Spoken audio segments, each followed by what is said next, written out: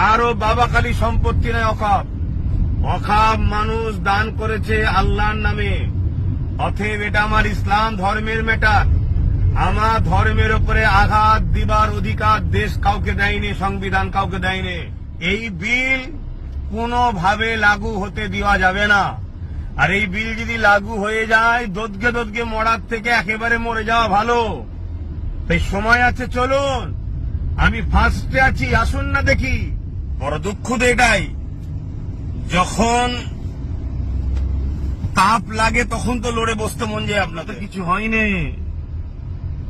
অনেক গাল দিয়েছেন দাদা হুজুরের আওলাদ নবীর খানদানকে, অনেক গাল দিয়েছেন।